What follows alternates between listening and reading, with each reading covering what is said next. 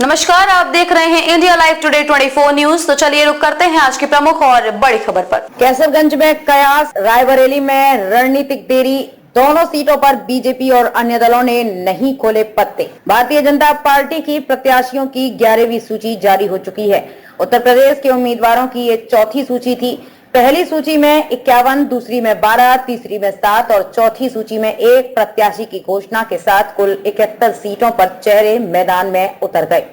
राष्ट्रीय जनतांत्रिक गठबंधन के सहयोगी दलों की सीटों को छोड़कर भाजपा ने अपने कोटे की 75 सीटों में 4 पर अभी प्रत्याशियों का ऐलान नहीं किया है। इनमें अवध क्षेत्र की 2 हाई प्रोफाइल सीटें भी हैं।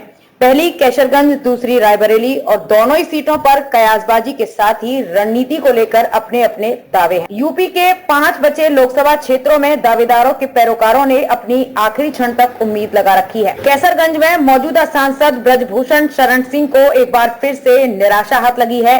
दिल्ली से लौटने के बाद वो आश्वस्त थे कि आने वाली सूची में कैसरगंज से उनका नाम जरूर होगा, लेकिन तरफगंज विधायक प्रेम नारायण पांडे और करनेलगंज विधायक अजय सिंह की मजबूत दावेदारी के चलते टिकट अभी जारी नहीं हो सका है। सपा और बसपा ने भी यहां से अभी तक प्रत्याशी का ऐलान नहीं किया है। ये दोनों ही दल भाजपा की तरफ टकटकी लगाए हैं। रायबरेली में कांग्रेस से इस बार सोनिया गांधी चुनाव नहीं लड़ेंगी। उन्होंने राजस्थान से राज्यसभा जाकर ये संकेत पहले ही दे दिया था। उनके स्थान पर कांग्रेस महासचिव प्रियंका गांधी वाड्रा का नाम सबसे ऊपर है।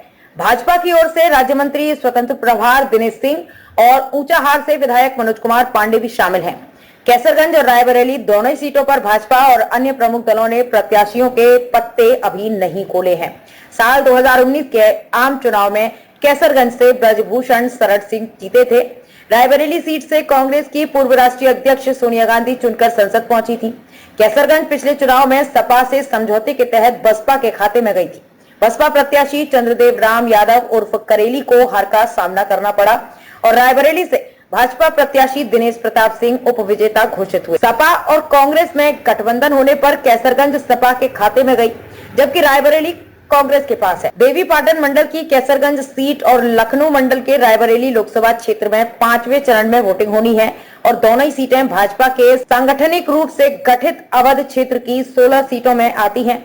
यहाँ 26 अप्रैल से नामांकन शुरू होगा और 3 मई को नॉमिनेशन की अंतिम तिथि है। नामांकन पत्र की जांच 4 मई, जबकि नाम वापसी की आखिरी तिथि 6 मई है। यहाँ मतदान 20 मई को होना है। खबरों में अब तक के लिए बस इतना ही। फिर होगी आपसे मुलाकात ऐसी किसी बड़ी और खास खबर के साथ। तब तक के लिए नमस्कार और देखते रहिए इंडिया लाइव टुडे 24 न्यूज।